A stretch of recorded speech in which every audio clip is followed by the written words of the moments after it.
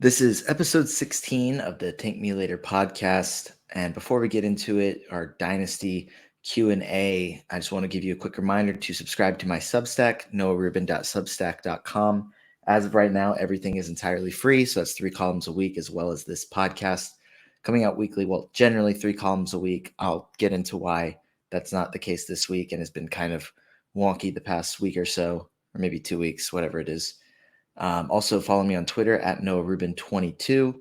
Wherever you're consuming this podcast, Google Podcasts now, as well as obviously Apple, Spotify, and YouTube. Make sure you give us a thumbs up or 5 stars or a review, whatever it is, wherever you're consuming it at, just to help support. Share this with anybody that's interested in any sort of basketball content, especially with how little fantasy content there really is this time of year, just because we're at that spot in between summer league and training camp starting where it's only rumors to really go on and things that players are doing in their daily lives. So we're just here to just kind of talk about what fantasy basketball could look next year, and really, since it's Dynasty, over the next 5 years. So we're going to go ahead and get into episode 16.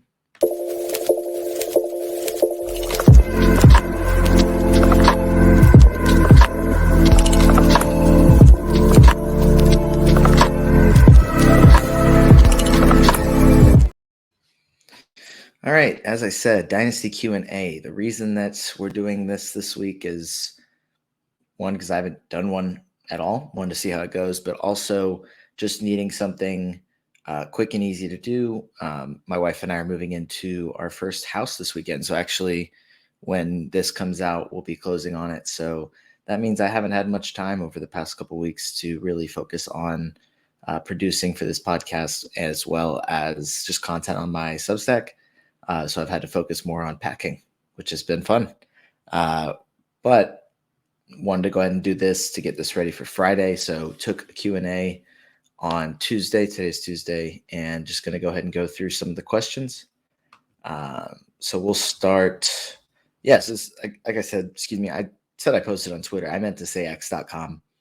Posted it there. Anybody could zeet at me or whatever the heck it's called. Post an X, re-exit, or X, whatever you call it. But so we'll just go ahead and go with the first one from at the Educator 23. The question is, who is your biggest fade this season, and why is it DeMar DeRozan? Whether or not I'm fading DeMar DeRozan this season is entirely based on where he's being drafted at and where he's being ranked at, really. I haven't looked at any sort of data for redraft. All my focus has been on Dynasty. I will say that I probably won't end up with DeMar on my team anywhere, just because that's generally the way things shake out, as I avoid players that are old, which isn't necessarily a good or bad strategy. It's just what I tend to do because I like falling for the hype of young players. So as far as who is my biggest fade this season, I don't think I've set myself on one name. I don't, but I think I'm just going to kind of stick with my overall philosophy of avoiding old guys. I think we'll get into this a little bit more in detail with a different question, but the 65 game limit or requirement to be able to qualify for awards, I think that at least helps us see more games out of certain players. I think that for guys like Joel Embiid, I believe hit 65 games last season, if I'm looking at this correctly, or at least close. So that's a guy that's like, okay, he'll probably hit that 65 game threshold, like as much as he wants to win, and winning is a priority for him in his career. He also probably, I would assume, still wants to win awards. He just won his first MVP last season, which probably helps maybe the case of maybe he won't hit that as much. But I think he will. As for guys like Steph, Kevin Durant, LeBron, Kawhi, those are guys that individual awards would be great, help their legacy, but they're not really like setting them apart anymore. LeBron winning another MVP at this age, obviously okay, that's going to help. But I don't think anybody's going to say, oh, LeBron won an MVP. Like now he's better than Michael Jordan. There will be some other excuse, whatever. I think at this point, those guys are more focused on just winning rings. If they play 20 games during the regular season, they end up as a 7 seed, have to play in the play-in, but they're healthy and ready to go for the playoffs, they'll take that. They don't care about home court advantage. It's just one extra game. They don't care. So if their teams are playing well, they're ready to win championships, they don't care about the regular season. Like, let's be real. Like, they like playing basketball, but if they're going to take days off if their body's not up for it. And that's okay. Like, I understand you're trying to win a championship and your body isn't what it was when you were in your prime at 27 years old. That's okay. You know, they're probably also going to deal with injuries. So things like that, I think guys like those guys I mentioned, Kawhi, LeBron, Steph, KD, Paul George is going to have some sort of injury. I'd say guys that I wouldn't say that fits for, like I said, Joel Embiid, obviously younger players. I'm just looking through some of the top names. I think Kristaps Porzingis is a guy that's had a history of injuries that, I don't think he's a guy that we're worried. I think he hit 65 games. I don't think he wasn't hitting it because he was taking rest days, but I think he's a guy that hits that.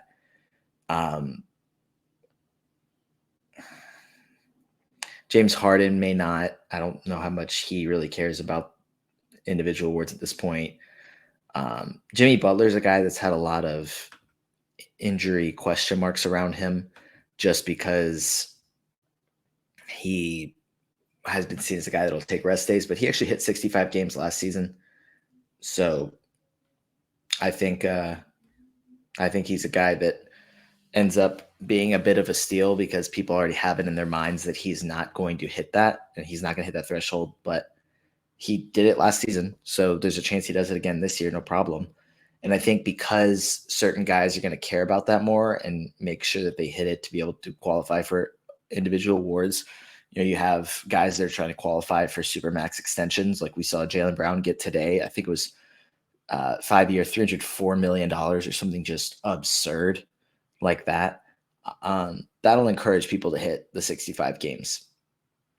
Will it impact everybody? No, but guys that are younger will certainly hit it. And I think that almost makes more of a difference than it has in the past, because it's not like, well, you have your guys like your Mikal Bridges, who's going to play in every single game he possibly can.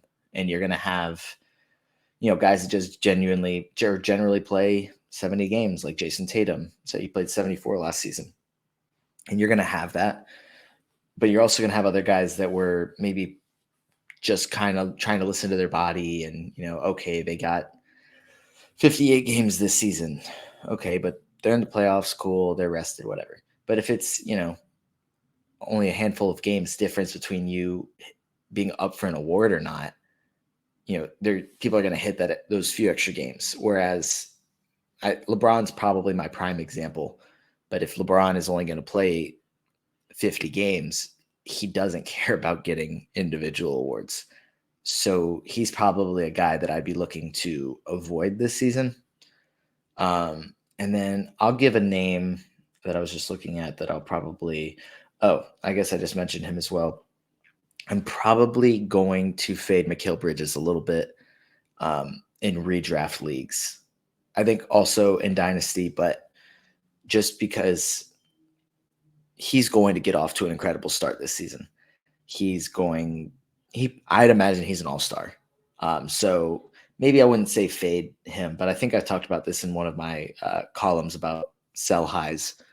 He's going to be awesome to start this season, and he's going to make an all-star game. Make the all-star game be an all-star. I genuinely think that he is the face of the franchise in Brooklyn right now. However, I think everybody kind of knows, including the Nets, like a championship team is not going to be built with Mikal Bridges as your number one scoring option.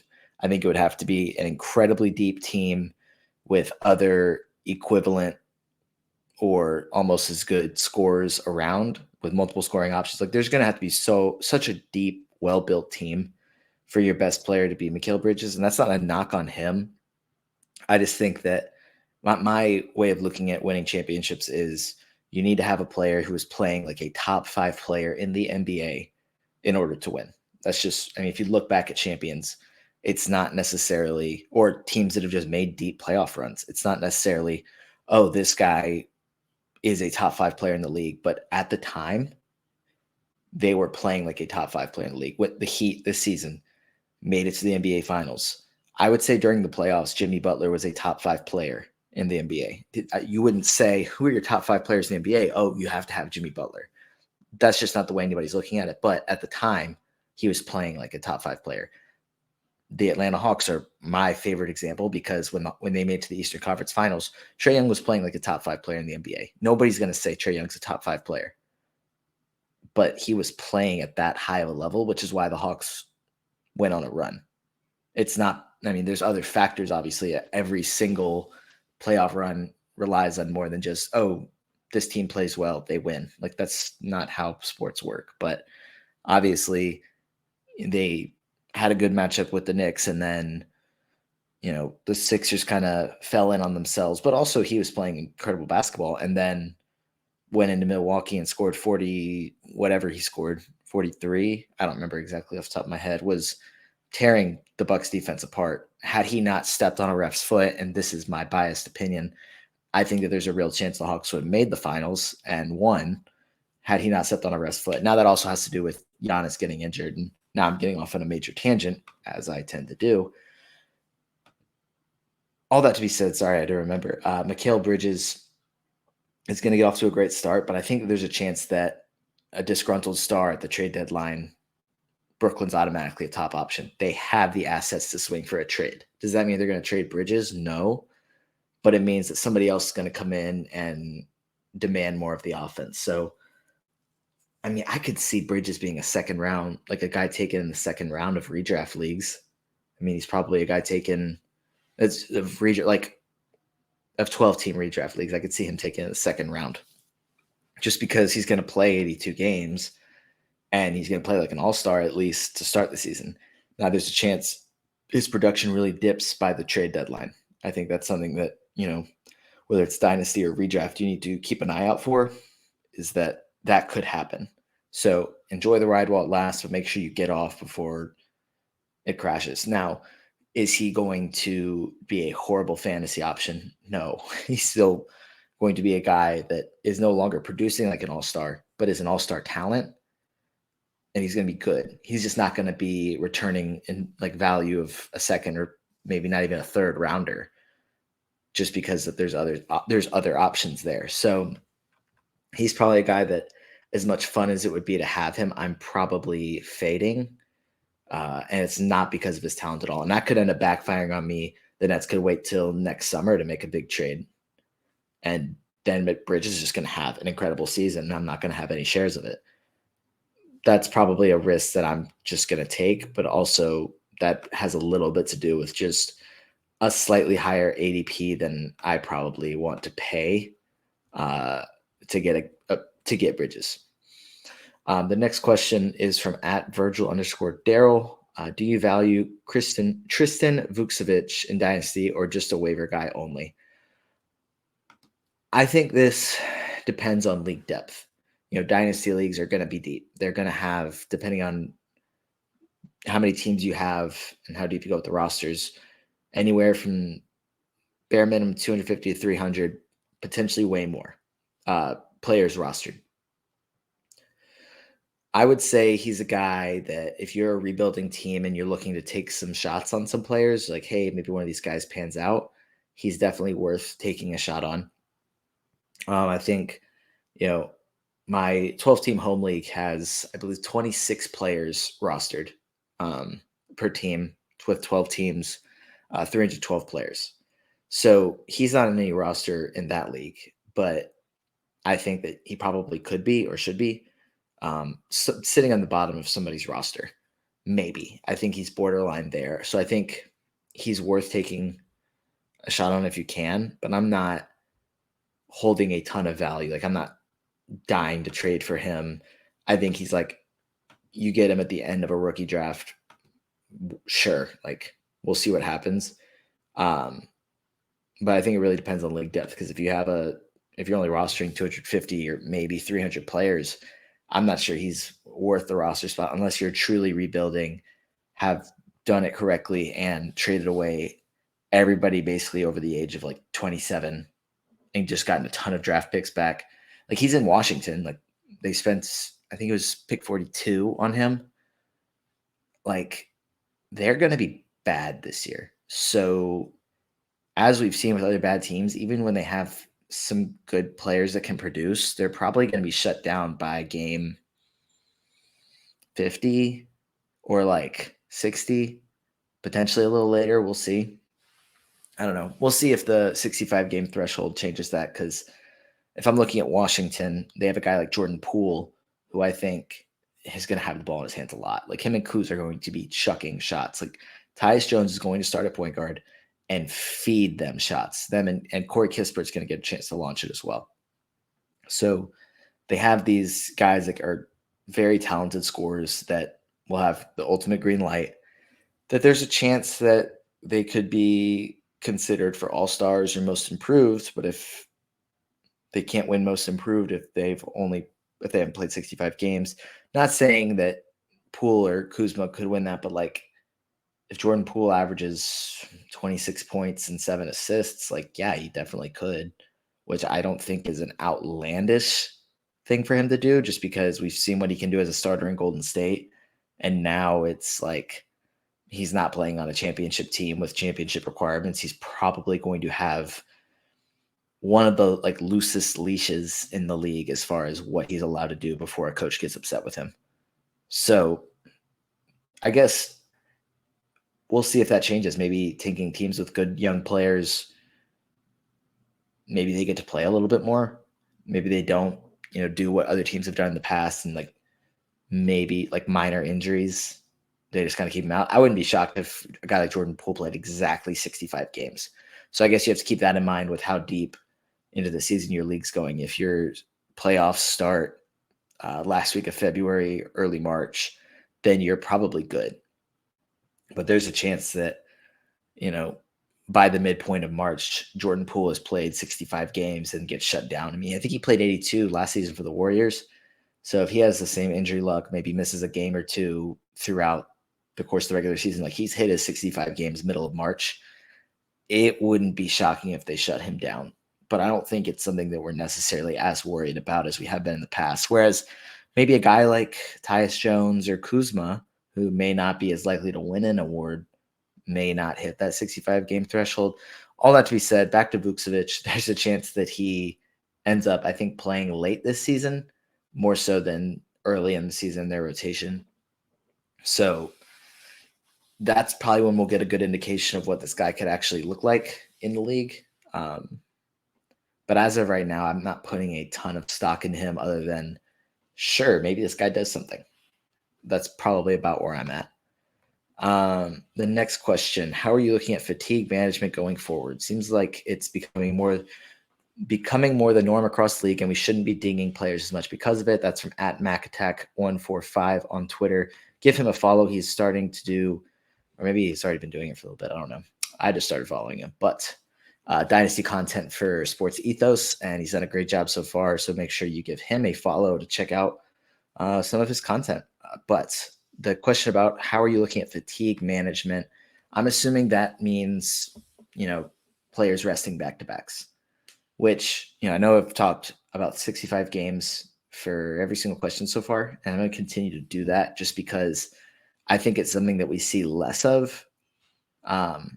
Though, I don't know.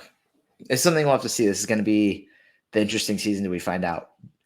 Maybe I'm totally wrong. Maybe I'm saying, players are going to want to get paid. They're going to want to make all NBA teams. They're going to want to have a chance to win awards. They're going to want to play 65 games, like even if it's exactly 65.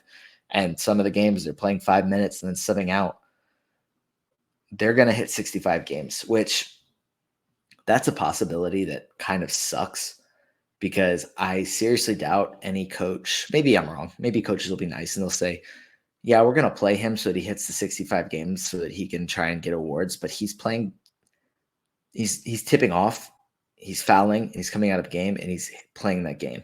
So I guess unless the league institutes, 65 games with at least an average of 20 minutes per game, or has to play at least 20 minutes in 65 games, which is pretty ridiculous if they try to do all of that. It's going to be there's a chance it's more frustrating this season than it has been in the past, because they could say, yeah, no, this guy's playing, and then have him foul after the tip, and you've started him in your league, and Fantrax or ESPN or Yahoo or wherever you're playing says, yeah, no, you can't change your lineup now. It's already started. The game started. So you have no idea, unless coaches or players are nice to us and let us know ahead of time. Maybe on the second night of a back-to-back after the first game, they'll say, yeah, like they're going to play tomorrow, but it's only going to be a couple minutes, or we're really going to monitor their minutes. And that's kind of code for don't start this guy. Obviously, they're not looking to help fantasy managers out, but maybe they'll give us a little bit of an indication.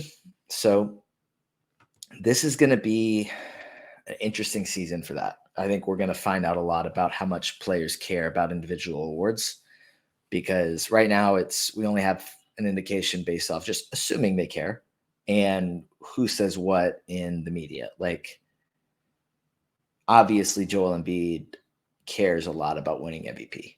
That's not saying he cares about it more than winning a championship or disregarding or being disrespectful towards him. Like, heck, if I was an NBA player, I would care about winning MVP. Like, that's freaking cool. So the fact that he felt he deserved to win it 2 years in a row, it weighed on him more and enough to have him say something in the media. Maybe he cares about it more than anybody else, and nobody else would do that. Maybe other players would care more, or do care more than him. They just didn't have as much of a chance to win it, so they didn't show it as much. I think we're going to find out a lot this season about who cares about what. And like I said before, some of the older guys, they may not hit 65 games just because they don't care. They're going to say, I want to win a championship. I don't care about winning MVP. And that's fine. That's just the way we're going to find out a lot this season. So I think it's something to monitor, that it's almost hard to predict going into this, other than to say, I think that there's guys that are definitely going to hit the 65 game threshold. I think there's guys that aren't going to care at all.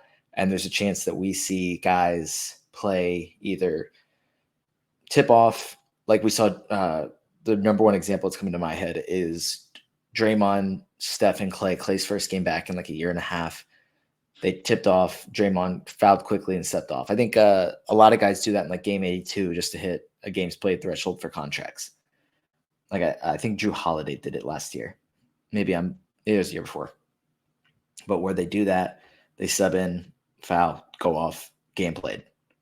Draymond wanted to be there for Clay so they could have those three, and he could be there with Clay in his first game back. Cool. But he was injured, so he just didn't play anymore. We could see that. I think that's something that we're not going to know until it starts. So it's something that hopefully wherever if you're doing any sort of DFS or just general sports bets, that's something that service takes into account. I know the only one, I don't live in a state where sports betting is legal, but like DFS stuff obviously is. And when I use Sleeper for, fantasy lines and things like that, if a guy gets hurt rather quickly or some other factor, sometimes I'm not even using that specific player, and they just say, I just get an announcement or notification saying, hey, we're refunding for this if this line isn't counting, like for whatever reason. So I wouldn't be shocked if they were very good about that. Like if guys foul real quick, get out and don't play again, if they'll be good about refunding. But I don't know if other like services will, hopefully, but we'll see. It's something to keep in mind. This one comes from @CMS_white with a Y. Where do you see Ayton in the future? In a 5-keeper, 12-team, 9-cat league where I probably can't keep him, should I trade him for a 2026 first or try to get him back in the draft? So if you're looking for a positive answer about Ayton, I'm not the guy. I am probably lower on Ayton than most. And I think there's a chance that I'm proven wrong. And I think that if it's going to happen, it's because Vonnie Williams and Chris Paul are gone. Like there's a chance that Ayton kind of gets back to what we expected of him after his first few seasons. But his fantasy value's kind of declined basically since his rookie year. Could, a new coach and new point guard in Bradley Beal be enough for him to feel remotivated, rejuvenated, and have an awesome season? Sure. But I don't really see that happening. I'm pretty. Let me pull up his numbers from the last few seasons. So he finished. I think this was year 2. So year 1 he finished 33rd in 9-cat. Year 2 he had the 25-game suspension for performance enhancing drugs. I believe it was some sort of something that he tested positive for that he ended up having to serve his 25-game suspension, because I remember John Collins had the same suspension.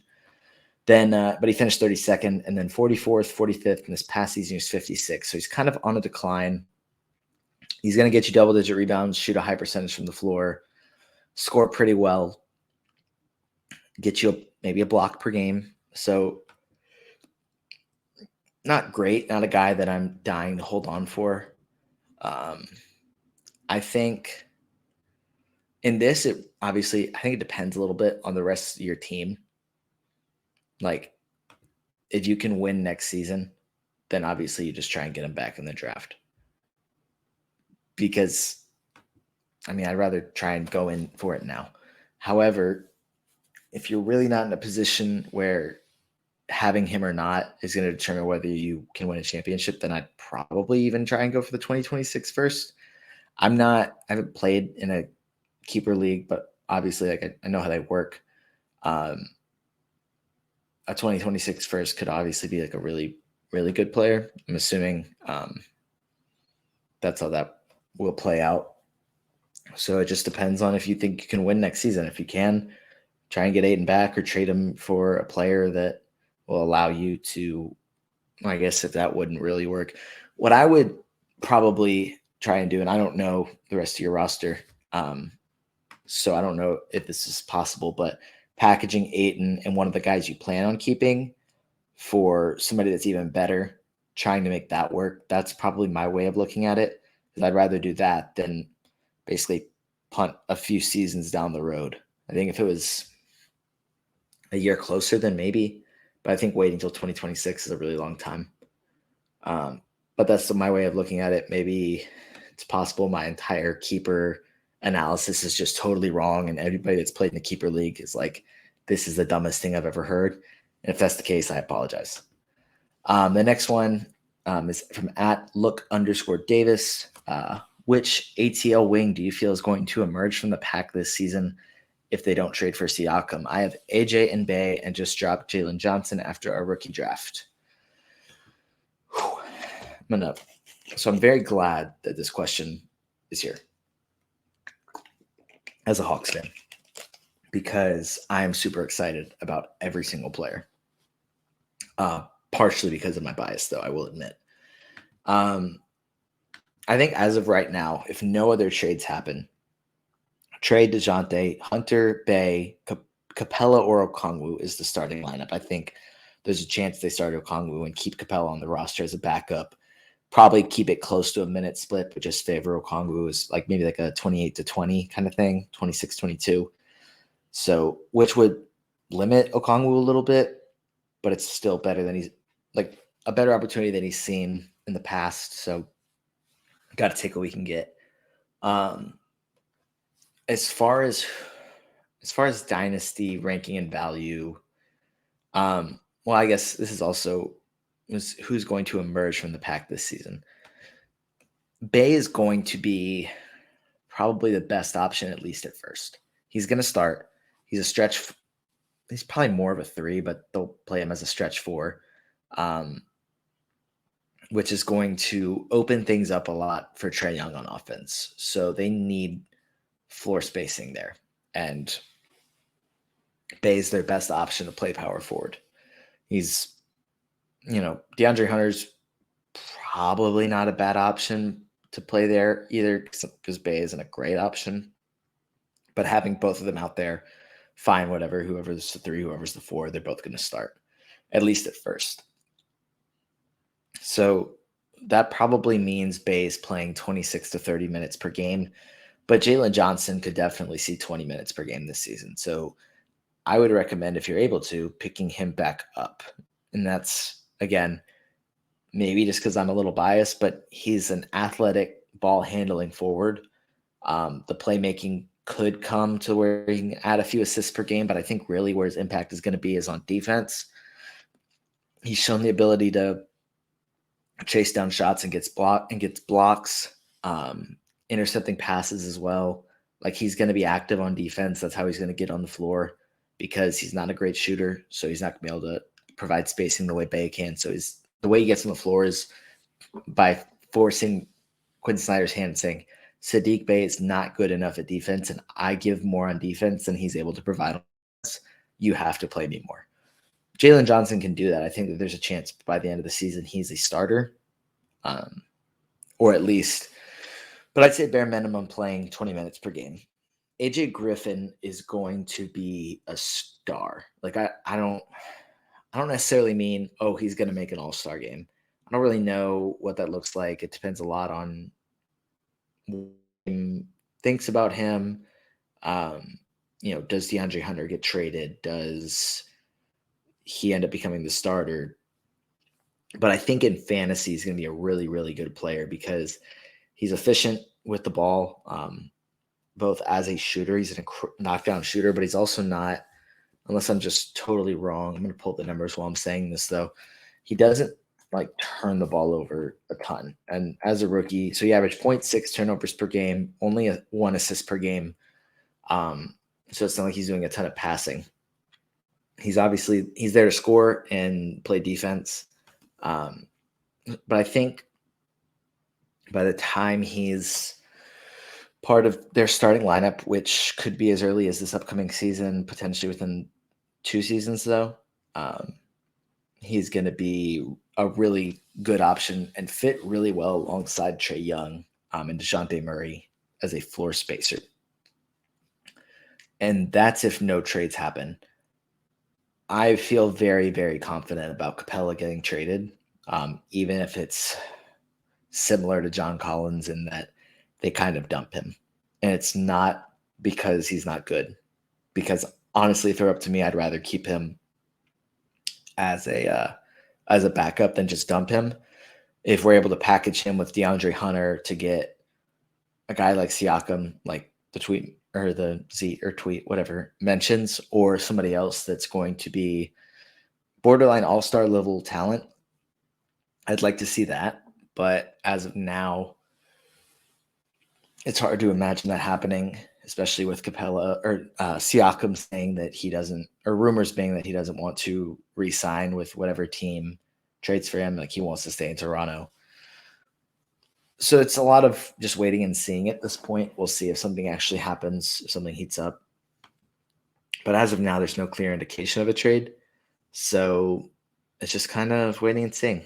But I like, as far as who I'd want for the future, as far as being a dynasty manager, AJ Griffin 1, and then Jalen Johnson 2, and then Saddiq Bey 3. Saddiq Bey, I think he's a good offensive player, especially when he's accepted kind of I think he's done this more in Atlanta than in Detroit, but I'm a catch and shoot player role. Whereas in Detroit, we saw him have, I think it was a 51-point game where you can see how hot he can get offensively and try and do, create his own shot, but he doesn't have to do that in Atlanta with Trae. And DeJounte. So if he's just fine being a catch and shoot player at rebounding, then he's a solid fantasy option, but he doesn't really have any upside the way AJ Griffin and Jalen Johnson do. The next question is from @Dynasty Dizzle, who also does Dynasty football and basketball for Sports Ethos. He has asked Kelly Oubre's future. Does Dallas or Boston 6-man? Maybe once the dust settles in Philadelphia or Portland, can he become an option? Obviously, I have no idea where he's going to sign, but I like the sound of 3 of those. I don't think Portland would really be interested unless they're just trying to add some offense to sell some tickets. I can't imagine that they would really want to give him money, because if they trade Dame, and they're starting Scoot, Simons, and Sharp at their 1, 2, 3, get Jeremy Grant at the 4. Could they bring in Oubre? Sure. But I don't really see a reason for them to, and I can't see him wanting to go play for another bad team. Dallas, they could always add some other offensive options outside of Luka and Kyrie because they don't have a ton. I think Oubre would be a solid option there, and he would get times to be kind of a second option when one of Luka or Kyrie was on the bench. Then we have Boston. I don't see Boston, now that I'm thinking about it. They have a little bit of depth. I think outside of like their top 7, there's not a ton. Oubre would make them a lot deeper, yes, but like, why would he want to do that? I'm not sure. I think that he would want to be somewhere that he can play and kind of be able to shoot, score, whatever. And I don't really see Boston allowing that because they have Tatum and they have Jaylen Brown and they have Kristaps to shoot a lot of shots.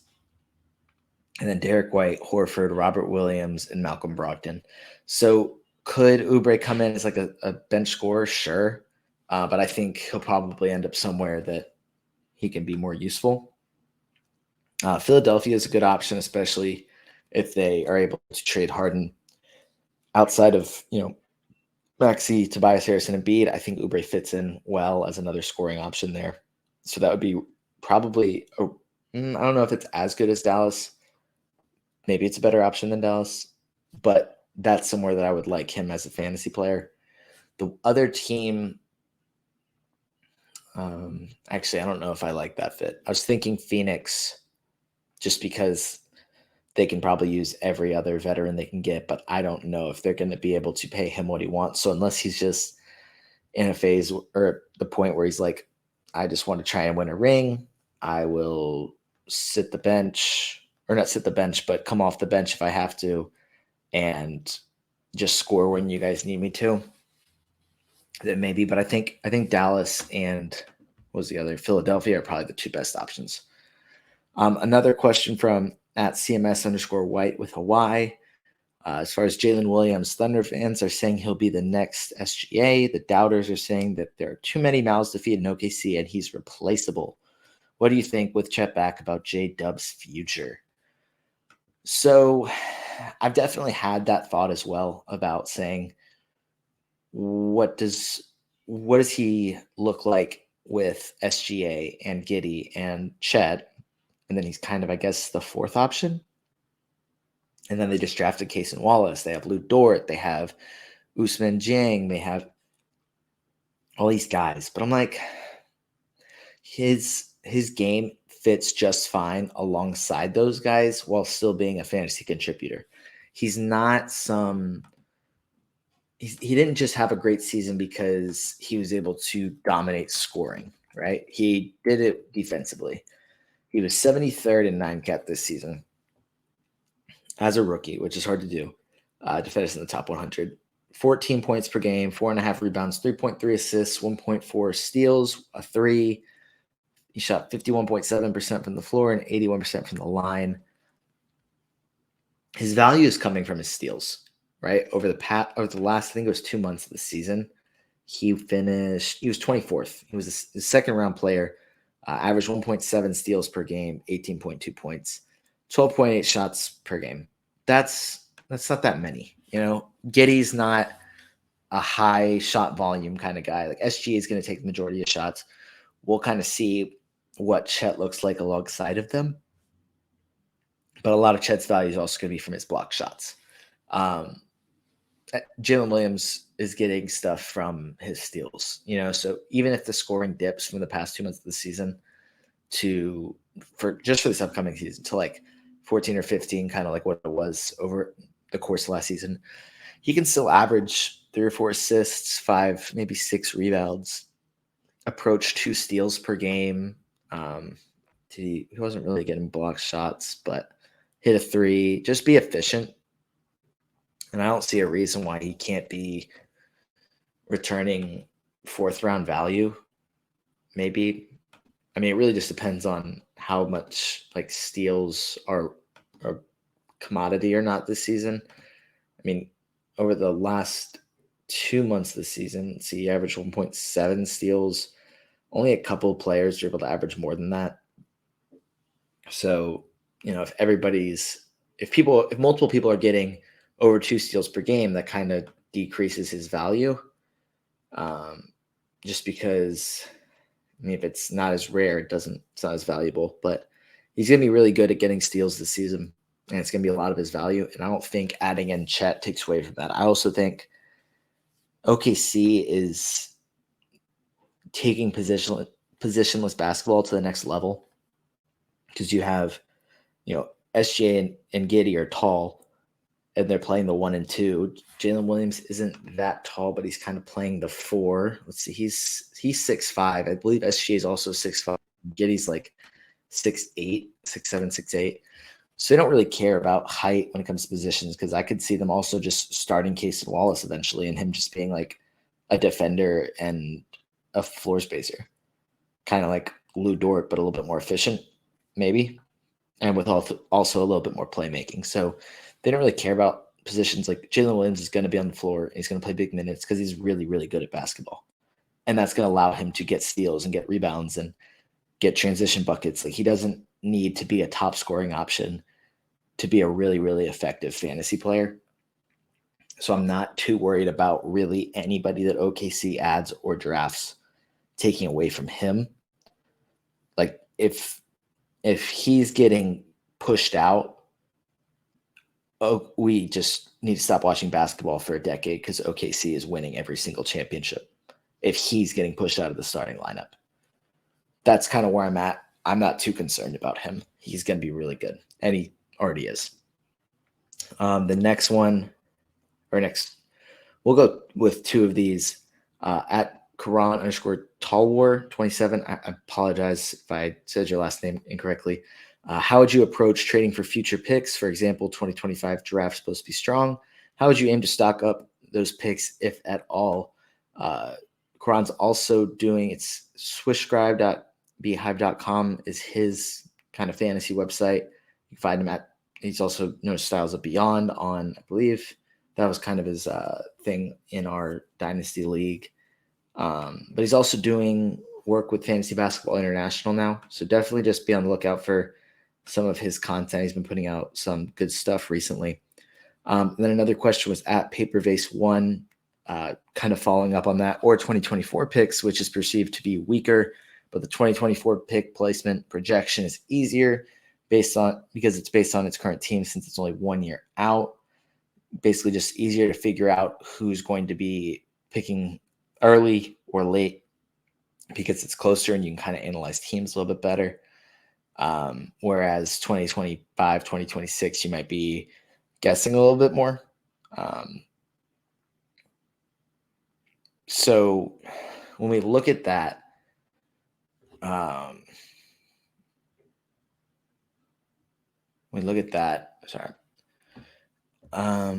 it really just, it depends on league. It depends on league size.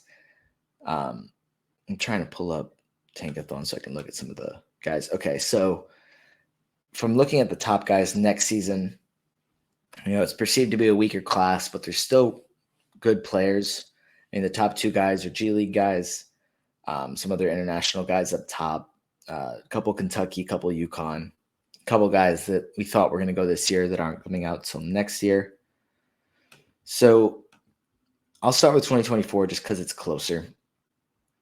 Obviously, the way that I would look at it is, I'm not trying to have any 2024 picks on my team just because it's considered to be a weaker class. That's just my opinion, as well as the opinion of many. So I haven't done any sort of deep dive into the class this early. I haven't. Maybe probably other people have, but I'm not trading for 2024 picks. And if I have them, I'm probably trading them out and not giving like the opinion of, ooh, these picks aren't going to be anybody good, I need to trade them, but more like saying, okay, it's generally perceived to be weaker. but this pick could be an early first. Like, let me try and trade an early first because that matters more than the class itself. So I'm probably trying to trade 2024 picks. Um, 2025, I've thought about trying to trade for because of goodness, I'm forgetting his name. Um,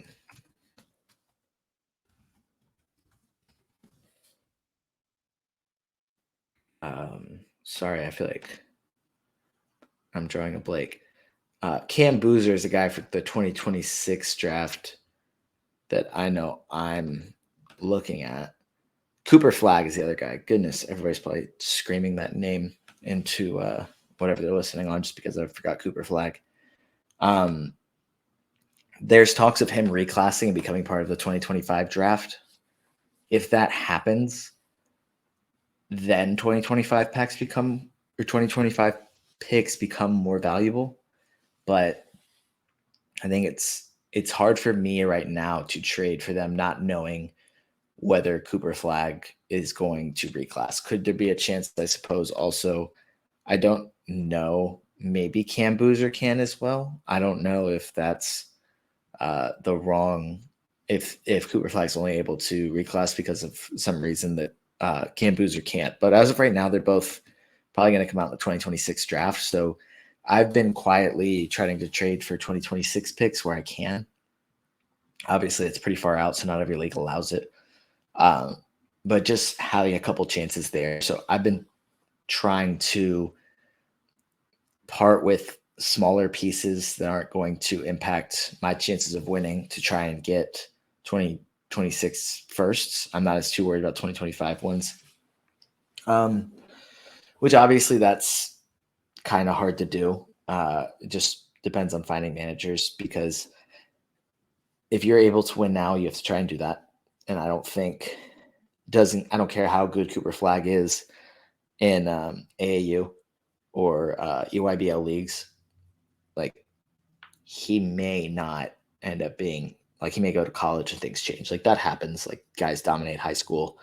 I can't think of I can think of so many names of guys that were in my high school class that were like on ball is life and just incredible players that I don't even know where they went to school because things happened, or they went to school and did nothing, like playing against guys that were 5 stars that just did nothing. So if I have a chance to win, I'm not sacrificing that to have a chance at Cooper Flag or Cam Boozer. Now, if I'm nowhere near a chance of winning, then yeah, I'm trying to get 2025, 2026 firsts. And if 2025, Cooper Flag doesn't reclass, I'm trading those back and getting 2026 because if I'm bad and I have a chance of getting Cam Boozer and Cooper Flag, yeah, sure. I mean, yeah, it's a guy that's in high school. Like, it might not pan out, but somebody else in that class will be good. So I guess I'm putting a little bit of stock into, oh, there's a chance this guy is generational, but it's kind of hard to plan 3 years away. So I wouldn't be banking my future on, oh, Cooper Flag's going to carry my dynasty team for a decade, or Cam Boozer is, because it's just probably not going to happen. Or not probably not going to happen, but there's a chance it doesn't happen. And the odds of you trading for a pick now that turns directly into one of them and they end up pinning out, those are pretty low. Like, the pick might not end up happening, especially if you're looking at like a 30-team dynasty league. Like, you may trade all this stuff away and get back what ends up being the 11th overall pick or the 9th pick, or it's a playoff team. So it's really hard to plan for that. Is it worth taking a chance? Sure, if you can, but not banking my future on that. Okay, so this next one's from at K Raynor 213. So he said, my 30-team 9-cat Luca / Braun / DeJounte Cord team finished 14th last year. I'm rebuilding. What should I ask for Luca? Before I read the second part of his question, I'm assuming you've already traded Braun and DeJounte. Because if you're rebuilding, like, one, just go all in.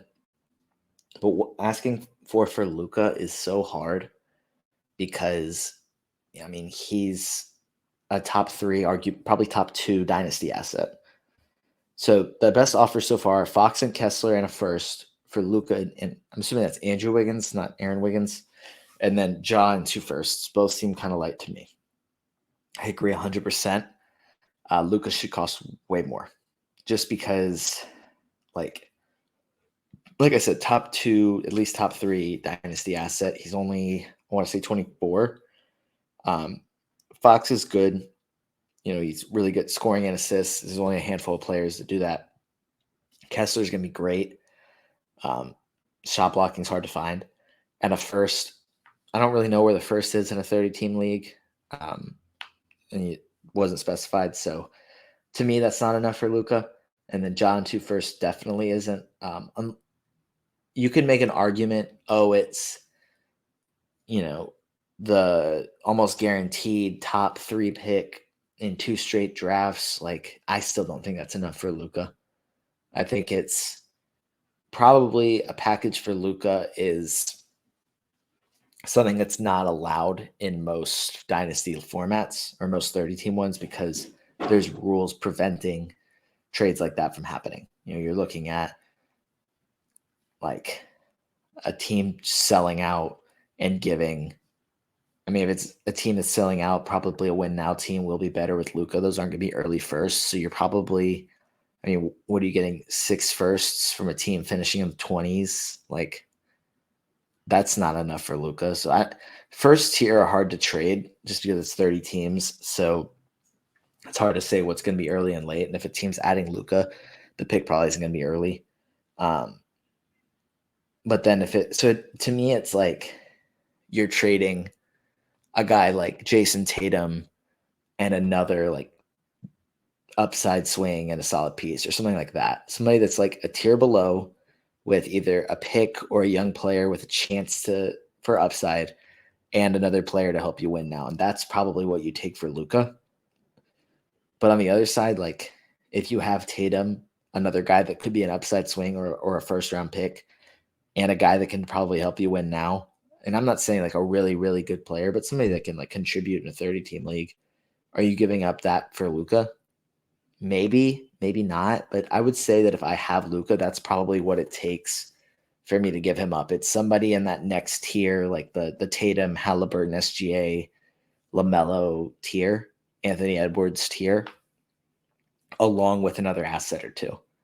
That's probably what I'm taking for Luca. I think it's borderline impossible to trade for Luca or have the desire to trade away Luca. Now, the thing that helps is if you're rebuilding, Luca's young. So if you're able to trade away other guys and get back assets, and depending on your league's rules against taking, maybe sit Luca on the bench a little bit and try and be bad a year or 2 in a row, like you have then added assets and have Luca entering the prime of his career. So that's probably what I'm doing if I'm rebuilding and have Luca, unless, you're able to trade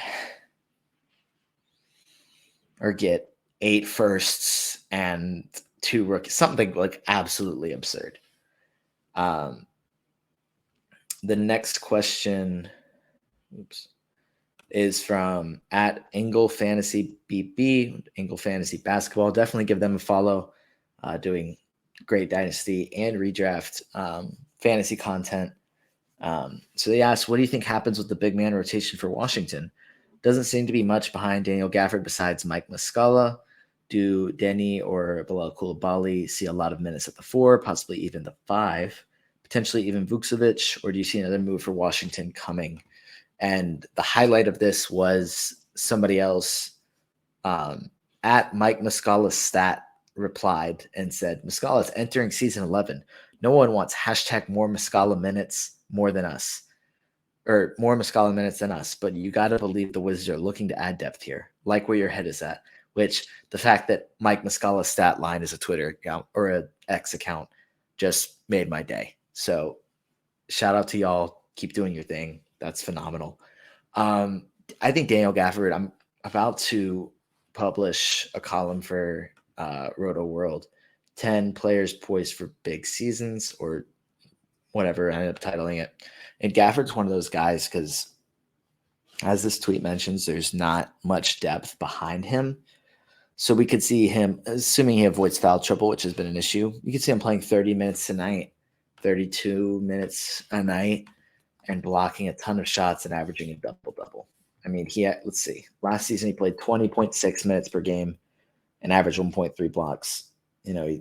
He's averaged at least 1.3 blocks per game every season, including when he was a rookie and played 14 minutes per game. He doesn't need a lot of minutes to block a lot of shots. So I think if he plays 30 minutes per game, we could see him average 12 points, 10 rebounds, and like 2 blocks while shooting an absurd field percentage, like the ideal fantasy or stereotypical fantasy center. Like he's going to be really good, but he's only going to help in a few categories. But he's a guy that I think is going to play big minutes. Muscala is a nice change of pace guy. And I think, him being a stretch option is great.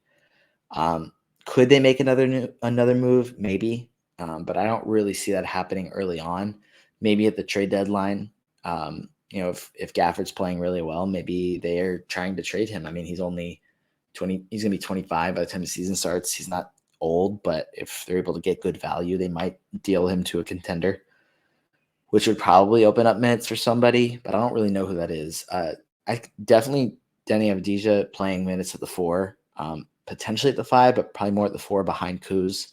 Koulibaly at the 3 and 4, sure. I don't really see either of them playing the 5 unless they, like Wasenzel Jr. just really wants to experiment with a smaller lineup, in which case we could even see Kuz at the 5, but that just limits the defense so much. One of those guys probably limits the defense a little less, but I don't think it's a great option. So could they make another move? Sure, but I don't think they're going to be bad either way. So there's no desire for them to make another move. So unless at the trade deadline, trade off some guys and get a young center in, then maybe. But as I mentioned earlier, Vukcevic could certainly see minutes later in the season when they kind of pull the plug. Next one is from @Longy on Twitter, and that is 6 O's. It's L 6 O's NGY @Longy, or maybe it's Lungy. I don't really know. The question is 9-cat 8-player keeper. Who to keep out of this squad? Blocks compromised if Brook is dropped. So the team is Luka, Embiid, Devin Booker, Darius Garland, Desmond Bane, Jalen Williams, Alperen Sengun, Tyrese Maxey, Kawhi Leonard, and Brook Lopez. First of all, just bravo. Bravo. Heck of a team. That's incredible. I don't know if there's 4 players in your league. That's an incredible team.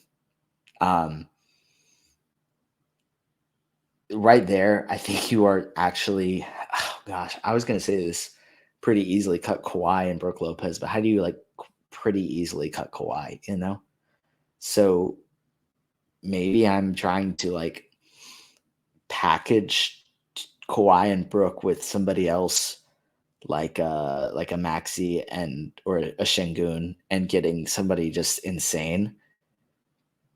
But you're just to be able to, I get you might lose out on blocks if you cut Brook Lopez, but nobody else aside from Embiid's really getting blocked. So if you just kind of punt that, you should absolutely just win the league. That's an insane team. Man. Anyways, and then Kawhi, the games played is probably which is probably why you have to cut him, is you don't really know what you're getting and it's hard to predict. But it's you just cut Kawhi. He's just too good for that. So I don't know. If you're able to make a trade, then I'm trying to package 3 guys including Lopez, probably Kawhi, and somebody else, either Sengun or Maxey, and getting somebody really, really good. But unless it's a 4-team league, I don't see how you don't win next season. So just good job. And that looks like the last question that I have on this list. So just thank you to everyone that sent in a question. I definitely plan to do this again. I don't know when. Maybe next time I bring in another analyst and make this live so that anybody who wants to join can listen in and watch and drop your questions right there, which I think would be a lot of fun. And then, as you may have noticed, I get tired talking for an hour straight. I guess not everybody's built like Josh Lloyd and can just kind of do this every day. So having another voice in here will be fun. And that way I can also get a water break every once in a while and just another perspective. So that's going to do it. As I said, episode 16 of the Tank Me Later podcast. So hopefully next week we'll get back to just doing 3 columns in a podcast each week, even if this week was a little bit strange. But as I said, my Substack is noahrubin.substack.com. Tank Me Later podcast, find it pretty much everywhere you get your podcasts. Follow me on x.com at noahrubin22. Feel free to ask me Dynasty questions even when I'm not doing a Q&A or just general fantasy questions. You can also find my work for Roto World at NBCsports.com under the fantasy basketball section. And as I mentioned earlier, or maybe I didn't, honestly, it was an hour ago and I kind of forgot if I did or not. Adam King for Fantasy Basketball International got together some fantasy analysts starting to do a industry roundtable. So I participated in that one, just gave out my hot takes. So if you go to, let me see if I can pull this up. It's medium.com/fantasy basketball international, I believe, or / at FB. So I'll tell you what, go find at Adam King 91 on Twitter because he tweeted it out. And you can see, I don't remember exactly how many analysts, but like 10 analysts gave their hot takes for this season. Go check that out. Adam's planning on doing this weekly, getting a lot of really good minds in there to talk basketball and just give their hot takes or their perspectives or whatever next week's question is. So definitely give that a glance if you can. But that'll do it for this episode of the Tank Me Later podcast.